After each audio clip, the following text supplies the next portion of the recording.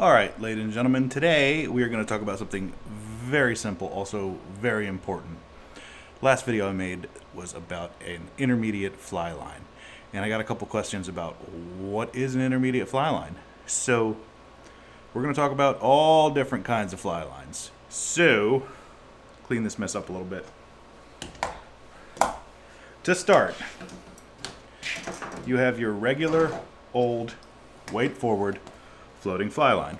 This is the most popular fly line in the world. Everyone who fly fishes has used a weight forward fly line at one time or another. Some of you may use a weight forward fly line and not realize that there's another alternative. This is a very long leader. There we go. And I'm going to pull this leader off of here just for the sake of it being in my way. Come on. Come on. There we go. So, a weight forward floating fly line is... Oh, this is just going to be a mess. I can see it happening. Looks like this. I'm sure you've seen it before. This one has a welded loop in the tip, which is always a nice feature, especially if you're buying pre-tied leaders that have loops in them. A weight forward floating fly line is usually made out of a PVC nylon, and it floats. So it stays on top of the water. So you're going to use this for dry flies. You're going to use this for poppers. Can you use it for subsurface presentations? Yes, of course. If you're nymphing, you're almost always using a floating fly line. So your nymphs will hang off the end of the fly line on a leader, maybe under an indicator, maybe not under an indicator. There are nymph-specific lines, but that's not what we're talking about right now. So this is your general all-around fly line, and it's tapered. Now when I say it's tapered, I have a little diagram here. Thanks to the nice folks at Orvis, this is an old hydros bonefish line. This is not a good illustration, but you have running line at the back of your fly line. So this goes to the reel. So there's 63 feet of running line on this particular line. And then as you go towards the front, you get to the rear taper. And the line goes from being very thin, where the running line is, to getting thicker and thicker and thicker until it thickens up to its thickest section, which is basically called the head. Now the head contains all the weight. So the head tapers, or stays thick, until the very tip where it tapers down to a small diameter again. And when you're casting the head, because the running line is level. It has no taper. Now this is a bonefish line. So it has a pretty aggressive taper. Again, this diagram probably isn't exactly representative of the taper on this line, but almost all weight forward floating fly lines have some kind of taper. And that is what you're casting. You're casting the weight of that initial 30, 40, 50 feet of line. Then after you get to the end of that head, there's no weight in the running line compared to what's in the head. So if you're casting and you get to a point where you feel like you can't cast anymore, or you can't control the line that's in the air, that is because you've cast out further than the head. It's very hard to throw running line into line that you have aerialized and continue to cast. So typically, at least for me, once I've come to the end of the head, I have the head through the tip of the rod and the running line starting to come up, that's when it's time to let that cast go, because it's very hard to cast extra running line. Some lines, a lot of lines actually, have the head marked with a particular color. This one, you can see the yellow in there. I'm going to strip this all off. I'm going to make a mess. But once you go from green to yellow, you're in the running line. So once you get to that yellow, it's time to stop false casting and let that cast go. Because it's very hard to keep casting or keep aerializing your cast with the running line, because it has no mass to it, in as much as the head does. So that's a weight forward floating line. Now there are different kinds of weight forward floating lines. There are, that right there is, I think that's an average, just your average, normal, ordinary taper. Nothing special, nothing fancy. This right here, I mean, you're not going to be able to tell just by looking at it, but thankfully, most fly line manufacturers nowadays mark the lines. So, right here, if there's any possible way you're going to be able to read that, it's very tiny. That says N37 SA, that is Scientific Anglers, saltwater, 6-weight, TTN, weight forward 6-weight. So I have no idea what half of those stand for. But I can tell you that this is an aggressively tapered saltwater 6-weight. Now, not a lot of people fish a saltwater 6-weight.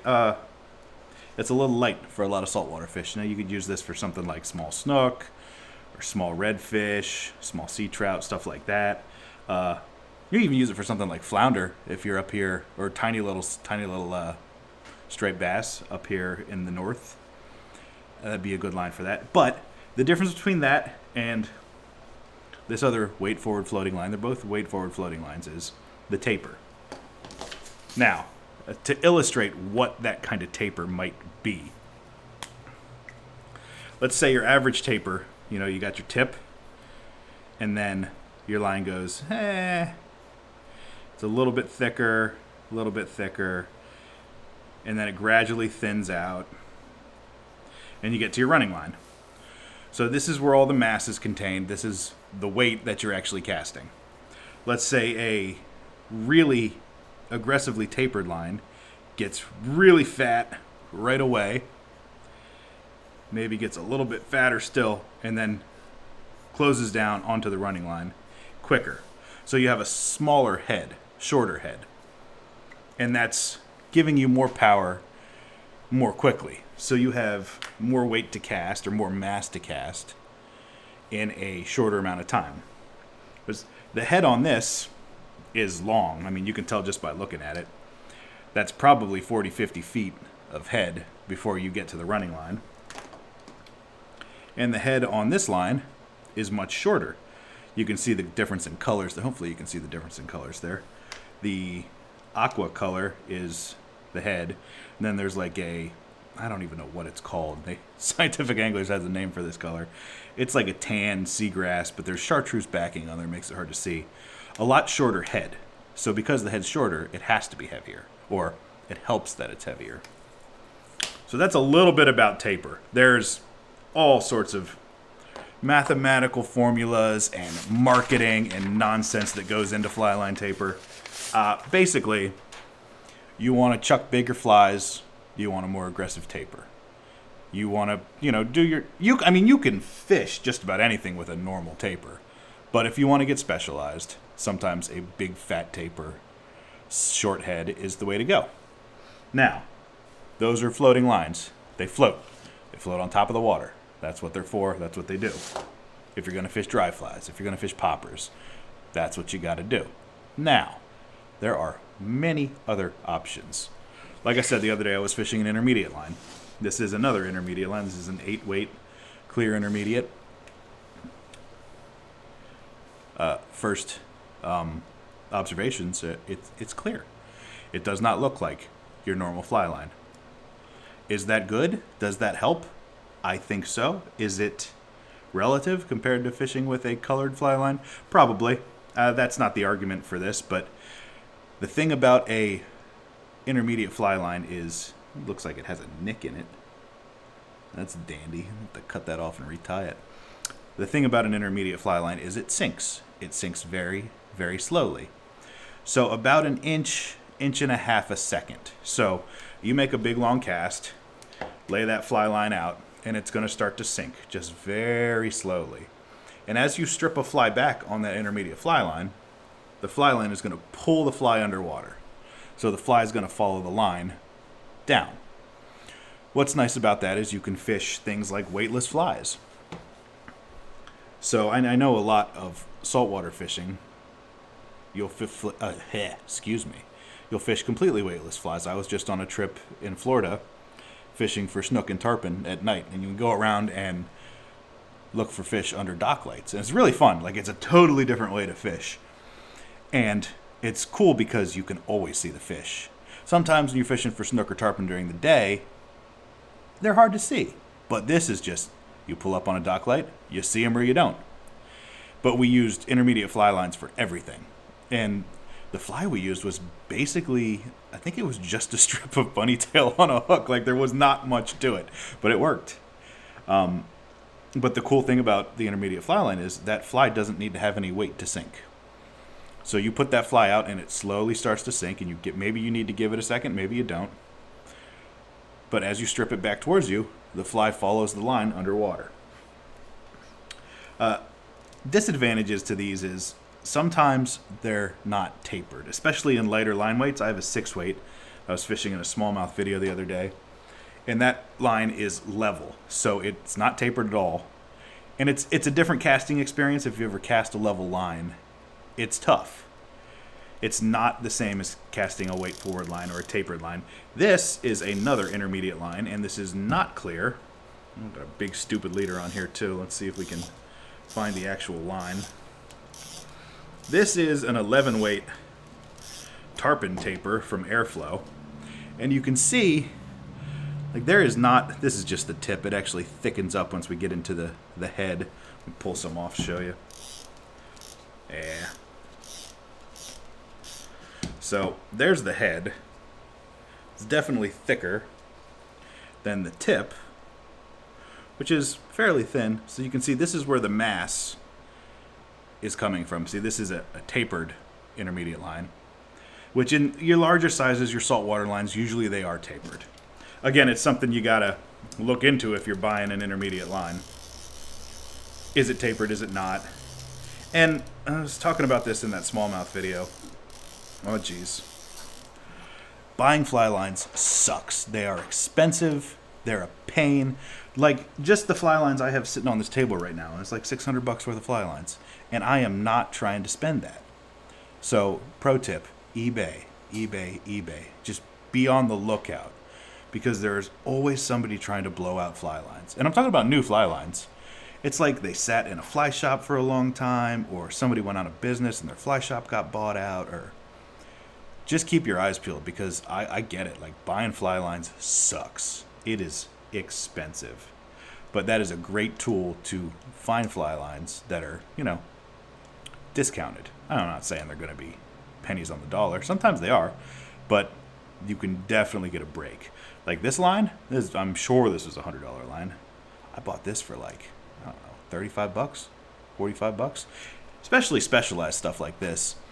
Like, if a fly shop in central Pennsylvania buys an 11 weight tarpon line, it's going to sit on their shelf for a long time, because there isn't a lot of tarpon fishing in central Pennsylvania. That's just a matter of the fact. So that's intermediate lines. Intermediate lines sink very slowly. Sometimes they're clear, sometimes they're not, sometimes they're tapered, sometimes they're not. Useful tool to have, for sure. You can watch that smallmouth video, me trying to catch fish. There are fish in that video, believe it or not. After intermediate, we get into things like sinking lines. And right here, this is a sink tip. So you got two different kinds of sinking lines. Sink tips and full sink. A sink tip is just what it sounds like. Just the tip sinks. So you see all this black line I'm pulling off of here. This is the sinking tip. Now once we get to this olive colored line, we are into floating fly line. So you cast this out and you've got X amount of, let's see here, that's probably 6, 12, about 12 feet of sinking line. So you can cast that out, get your fly down deep, and then you've got mendable floating line on top of it. So it's fairly manageable. Depending on how heavy the sinking tip is, these can be very difficult to cast. What happens is, or pardon me, how these are made, tungsten is baked directly into the PVC fly line, which is actually really cool. But you can get them in different weights. This is a heavy, fast sinker. I think this is like 6 inches per second.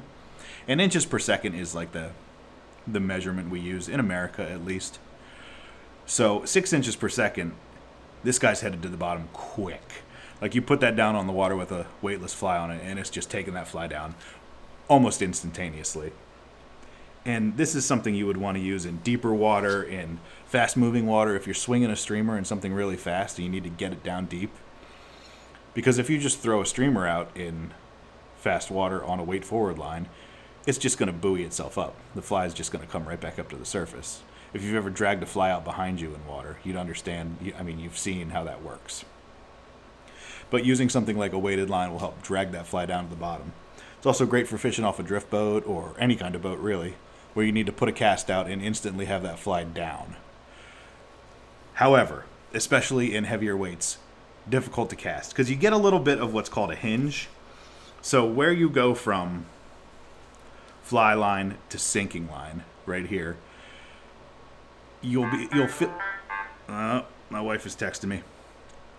You'll feel the difference there when you're casting it. It's called a hinge, because you can actually feel the line hinge on that point. It's awkward. It's difficult to cast, especially in one as heavy as this. So that's something to be aware of. It is not for the faint of heart. It definitely takes a little extra effort to cast sinking tip lines. There's a little bit more to do there than just chuck and duck, unfortunately. Doesn't mean you shouldn't use them. Doesn't mean you should be afraid or intimidated by them, because in the right application, they're fantastic. Especially if you want to do stuff like bass fish, let's say on a lake, you want to drag something down a point or stuff like that. There's no way you're doing that with a floating line. Just absolutely no way. You can't do it, no matter how heavy your fly is.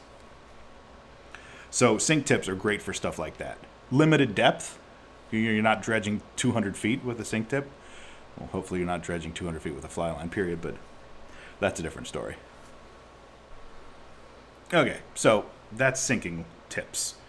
You got a tip that sinks, you got regular fly line behind it. They are a specialized tool, again, for certain applications.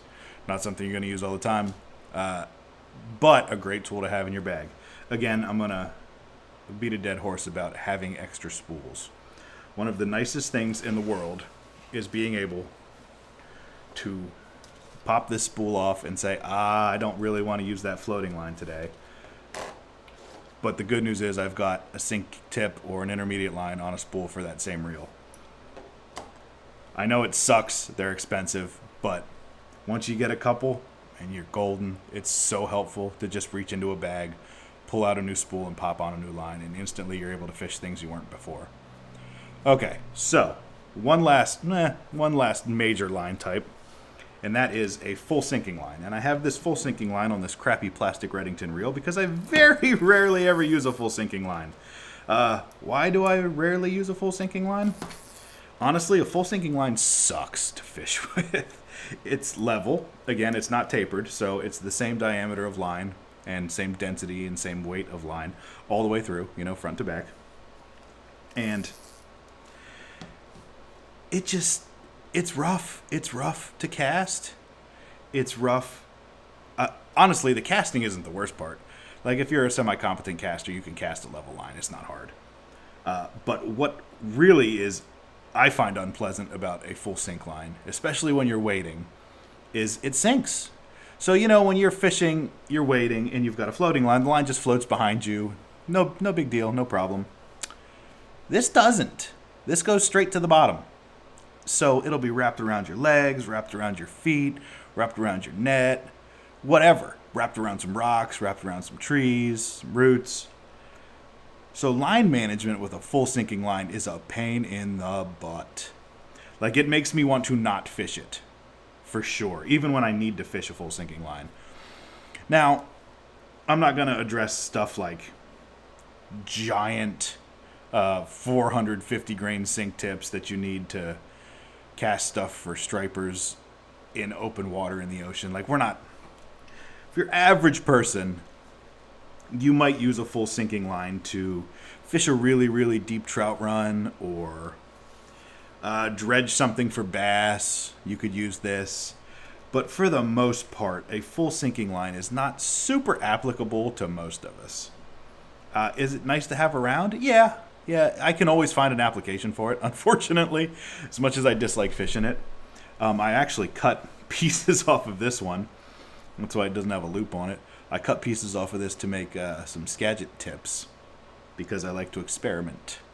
So a full sinking line is a specialized tool, just like most of these lines. And while it is kind of painful to fish sometimes it's exactly what you need. As people that fly fish, we don't deal with the bottom of a body of water often. You know, if you bass fish with traditional gear, a lot of your fishing is done on the bottom, like literally sitting on the bottom. And that is how you catch fish. You know, dragging a jig, dragging a shaky head, etc. And that's just stuff that you can't do with a fly rod unless you want to use something like a full sinking line. So if you really need to get the job done, sometimes this is the only way to do it. It sucks. I know it sucks. I don't like it, but it is what it is. Now, there are some different kinds of weight forward lines. I wanted to come back to this. It depends on how they're made, what they're made of. This is a Cortland, I think it's called a Crystal Flats Pro. It's an 11 weight floating line. It's a saltwater line. Very big, very beefy. But it has a stiff mono core instead of a braided core. When you have a braided core line, most of your traditional weight forward lines will have a braided mono core. And it's soft and it's supple. And this is not.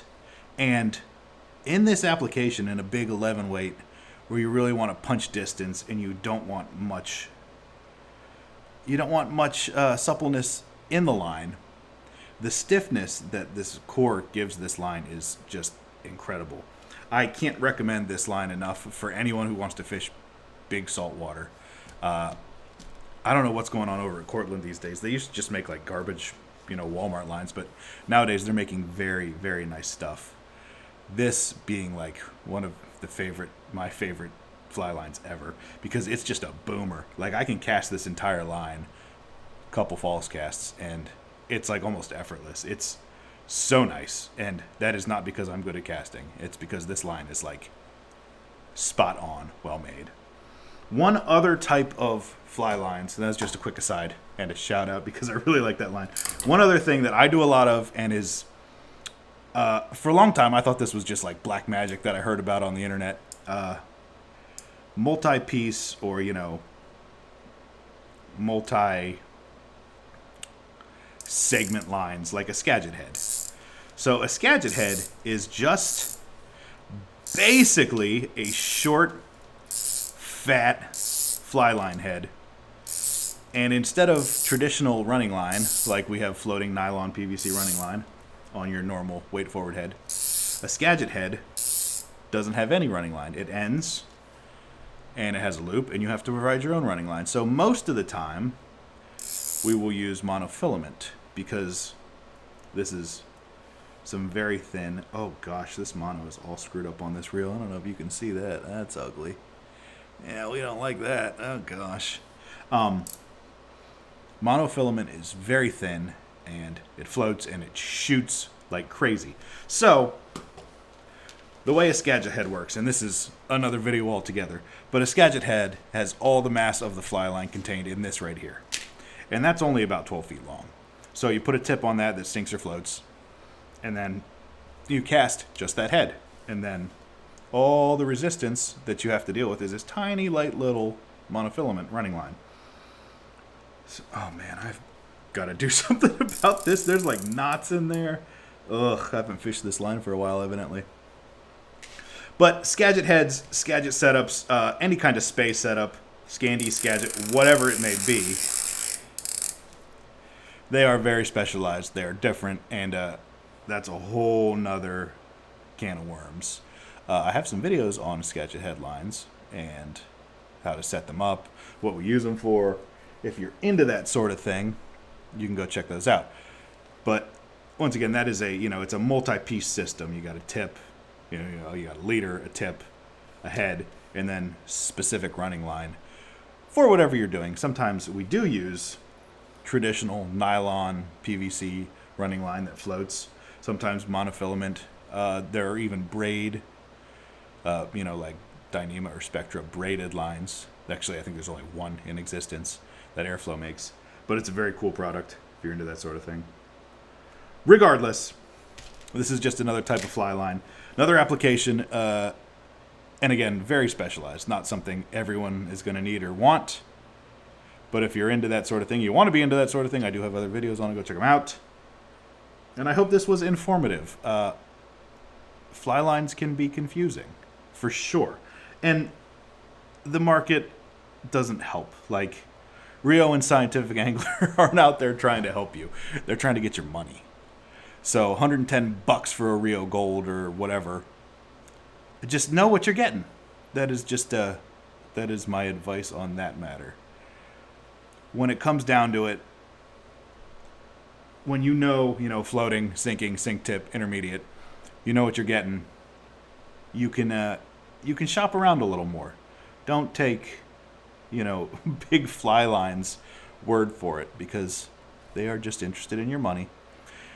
Buying the $140 fly line is not going to make you fish better than buying the $80 fly line. So save yourself a couple bucks, or be better at get better at casting. Because I get it, fly lines suck. It sucks to buy them. I say it over and over and over. They are expensive, but if you want to fish, you got to have them. So keep your eyes out on eBay. Try a new fly line, especially something like an intermediate. It's a great tool to help you, especially in low, clear water. Thanks for watching.